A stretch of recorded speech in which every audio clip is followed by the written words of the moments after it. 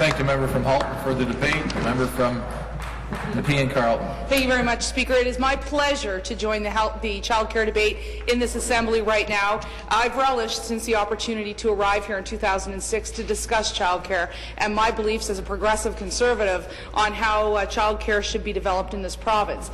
I noticed the member from Halton talking a bit about the 2006 election, and I remember that election because it was my little girl who was with Prime Minister Harper, then opposition leader, as he announced he would be directly investing into our children by giving parents $100 a month for their child care needs. And I must say I appreciated that, and I appreciate his long-standing commitment to trust mothers and fathers with their children. In fact, what I view this legislation today before us by the NDP and the support by the Liberal government, and in fact their Bill 10, which is before this Assembly as well, is a move to an expensive babysitting bureaucracy first put forward by Paul Martin between 2004 and 2006. It will be expensive, but most importantly, Speaker, it will eliminate parental choice, it will eliminate parental responsibility, and it will actually drive up taxes across this province and the rest of this country. And as a progressive Conservative, I believe and I value in parental responsibility. As a progressive Conservative, I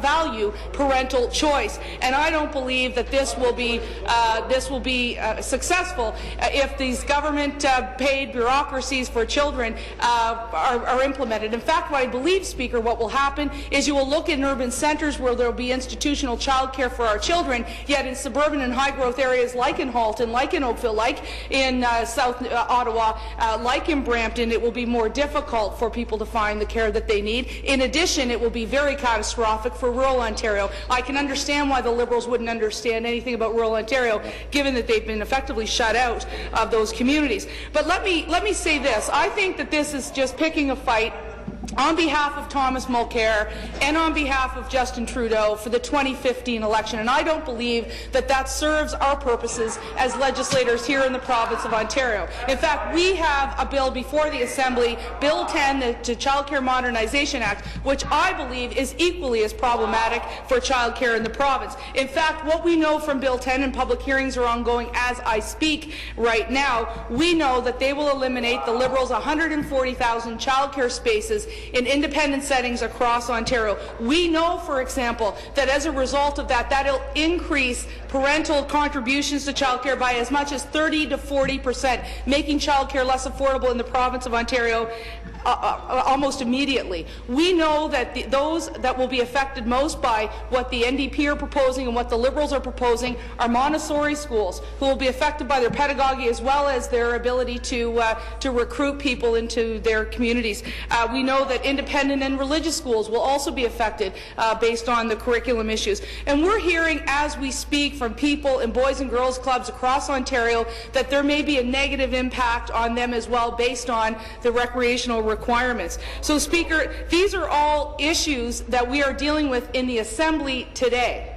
And they're all issues that the government is not addressing, and they are issues that the Liberals and the NDP would like to gloss over as they want to take away parental choice and responsibility from mums and dads across this province who demand flexibility in their care, demand affordability for their care, and demand that their children are cared for in an accessible way in their own communities. And that is not what these two parties stand for. But as a progressive Conservative, I assure you, those are the things that my colleagues and I stand for. We actually think that it's not a problem if a mother or stays at home. We don't think it's a problem if grandma looks after their children. We don't think it's a problem if a loving neighbor is going to help out a family in need. In fact, that's, Speaker, what has brought me here to this Assembly, because as a young mother, when I first arrived here, we did have in-home child care for my daughter. In fact, my husband and I still have our friend Myrna Hay, who looks after our daughter, who spent over 40 years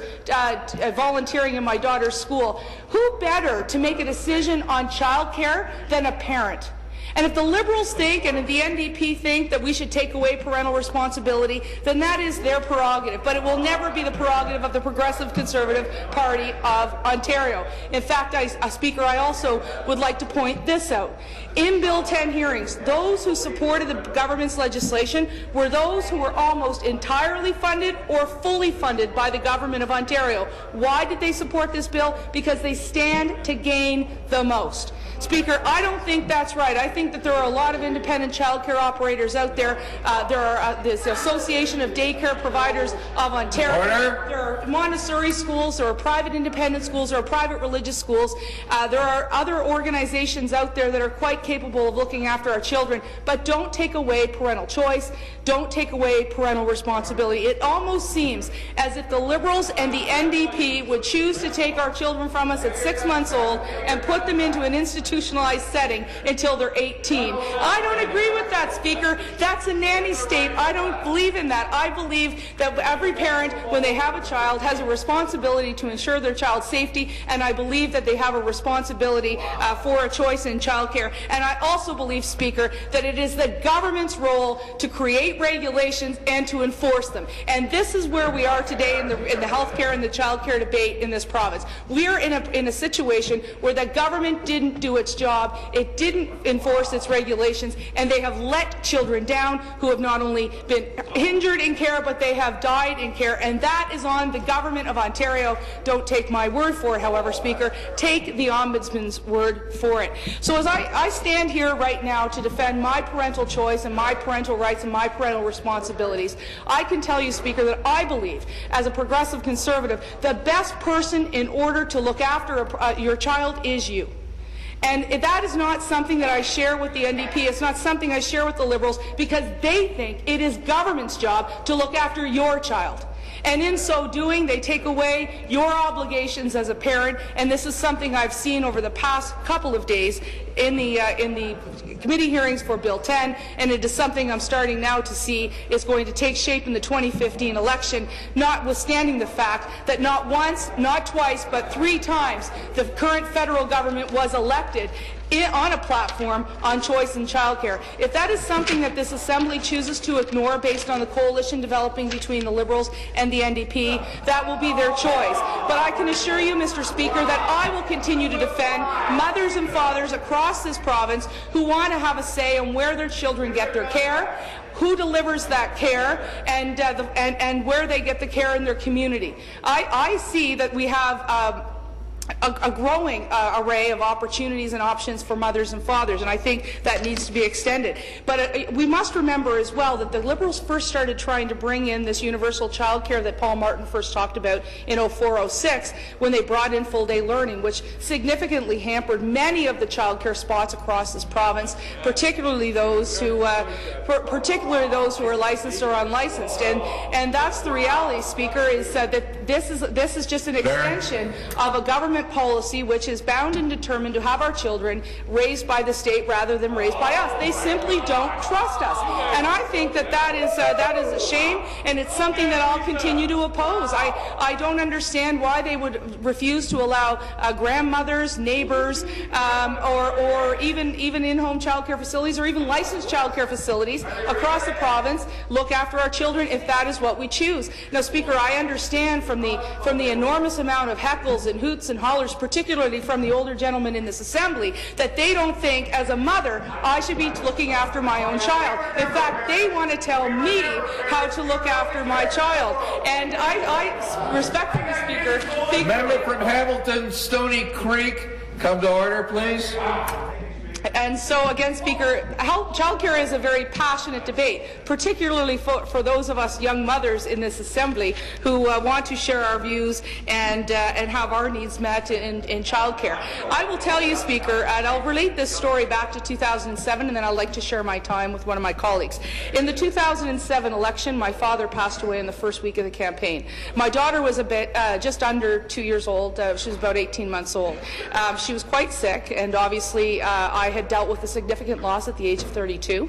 At that time, I was trying to do some campaigning, and if it weren't for our in-home childcare provider and the flexibility she provided us, I'm not sure how we would have gotten through that very difficult time in our life. Particularly during that time, my little girl at the time, she's 9 now, and she's a very healthy little girl, had captured a bug, and we weren't sure what it was. We weren't sure if it was viral or if it was bacterial, but she had a very difficult time keeping her food down. So we had to deal with significant diarrhea. We had to deal with significant vomiting. We would take her almost nightly to the Queens White Carleton Hospital by my home. And finally, they said, please take her to the Children's Hospital of Eastern Ontario, where my daughter was on intravenous during that campaign about 2 weeks after my father died. Given the constraints during that time, if we did not have our independent child care operator helping us, taking her for moments, providing her with that detailed level of care, I don't know what would have happened, Speaker. I really don't know if I'd be still standing here today. And that is why I am so passionate. So when the members opposite decide they want to drown my voice, when they decide they want to stop people with a different perspective than them by heckling as they are now, Speaker, it only infuriates me, but it makes me drive more on my passion for choice in childcare, because I believe every parent should have choice. But at the same time, they have obligations and responsibilities because they are parents. And I believe that has to happen, Speaker. But in no way, shape, or form will I ever cede my parental responsibility or my parental choice to the New Democrats or to the Liberal, Speaker. And I will tell you, as a defender of choice in childcare, I reject this motion, and I'll be looking forward to voting against it. Thank you very much. Thank you, member from